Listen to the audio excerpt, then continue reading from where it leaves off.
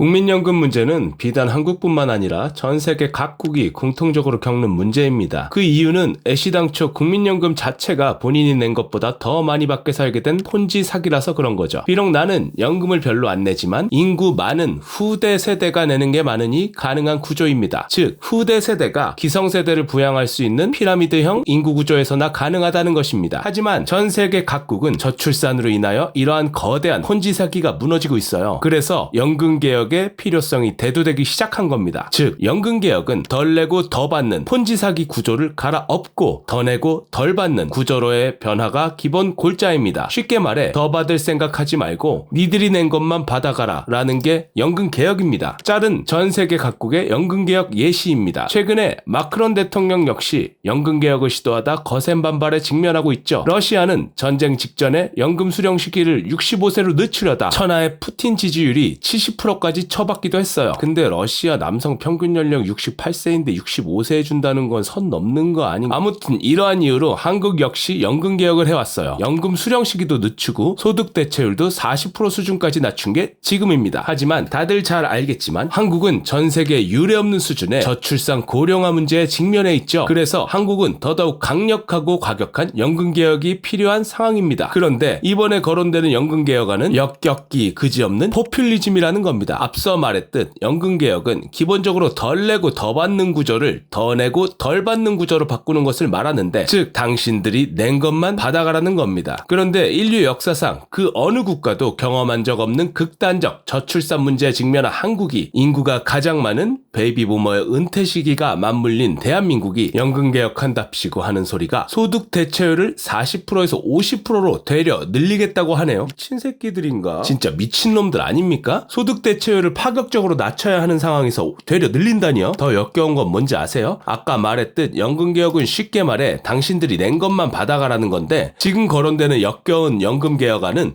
돈은 기성세대가 더 받고 연금은 후대 세대가 더 낸다는 겁니다. 아무것도 모르는 어린애들 미래소득 담보 잡고 은퇴하는 똥팔육들 소득 대체율 50%로 늘려준다는 역겹기 그지없는 포퓰리즘입니다. 자유민주주의 국가는 투표를 통하여 주권 행사를 할 수 있으며 저항을 할 수 있는데요.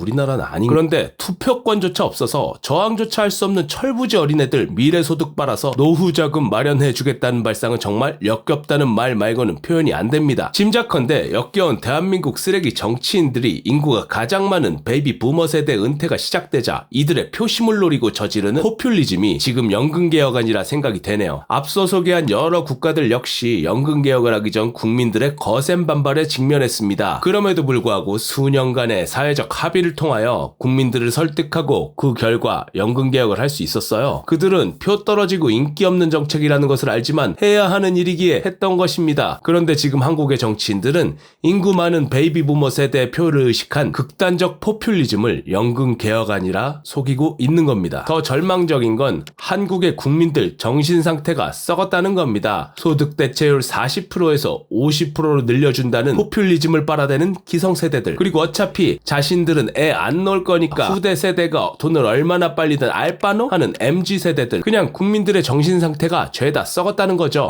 정치인들은 쓰레기일지언정 국민들의 정신이 건강하면 희망이 있어요. 국민들의 정신이 건강하면 저 따위 역겨운 포퓰리즘 따위는 보이콧 해버리면 그만이거든요. 하지만 요즘 한국은 세대를 막론하고 유권자로서 나에게 퍼주겠다는 정치인 뽑는 게 당연한 거 아니냐라는 정서가 만연해 있습니다. 국민연금 저렇게 뜯기면 후대 세대는 4대 보험으로 급여의 절반 가까이 뜯기게 됩니다. 이게 얼마나 심각한 문제냐면 실질 가처분 소득이 박살나서 쓸 돈 없는 산거지가 된다는 뜻이죠. 사회주의 국가에서는 세금 많이 뜯어가는 대신 그만큼 복지로 환원을 해줍니다. 무상급식, 무상의료, 교통비 무료 등등의 형태로요. 그래서 세금은 많이 뜯기지만 그만큼 지출이 줄어드는 효과라도 있어요. 하지만 위에 연금개혁 안대로라면 후대 세대는 돈만 뜯기고 환원받는 건 없습니다. 그냥 쓸 돈 없이 노인 부양하는 거지로 전락한다는 거죠. 저출산으로 경제활동 인구는 적은데 이들의 실질 가처분 소득이 박살나면 쓸 돈이 없어서 소비를 안 하게 됩니다. 그럼 내수가 박살나고 내수 기업이 무너질 겁니다. 이건 곧 대한민국의 경제 위축을 넘어 역성장까지 이어지는 일입니다. 한국의 성장을 기대할 수 없으면 더 높은 수익을 기대할 수 있는 해외로 투자 자금이 죄다 빠져나가 버립니다. 이건 곧 환율이 박살나는 것을 의미하고 이는 수입 물가의 폭등을 의미합니다. 의미합니다. 수입 물가가 폭등하면 한국인은 더더욱 가난해지는 겁니다. 뿐만 아니라 현행대로라면 국민연금 직장가입자의 보험료 절반은 회사가 부담하겠죠. 그런데 국민연금이 폭등하면 곧 회사의 부담이 커지는 겁니다. 전 세계 각국은 기업 유치하기 위해 친기업 정책을 펼치는데 노인 부양한답시고 국민연금이 폭등하면 회사들은 탈조선하게 되겠죠. 뿐만 아니라 조세 부담률이 높아지면 엘리트층들의 해외 유출이 심화되며 근로자들의 노동 의욕 감퇴로 이어집니다. 과거 공산주의가 무너졌던 것처럼요. 그런데 대한민국은 수출로 먹고 사는 나라인지라 그 어느 나라보다도 전문 인력이 중요한 나라예요. 이런 나라에서 고소득 엘리트층들의 이탈이 심화되면 한국의 미래가 있을 거라고 보시나요? 지금 역겨운 연금개혁안 통과시키면 지금 은퇴하는 똥팔육은 좋을 겁니다. 지금의 정치인들도 표 받아먹고 좋을 겁니다. 하지만 20년이 지나 이 포퓰리즘의 수혜를 누린 정치인과 세대 상당수가 뒤지면 남은 건 MZ와 그 후대 세대들이 무너진 나라에서 전 세대가 배설한 똥을 치워야 합니다. 인간적으로 양심이 있으면 역겨운 포퓰리즘 따윈 보이콧할 수 있어야 합니다.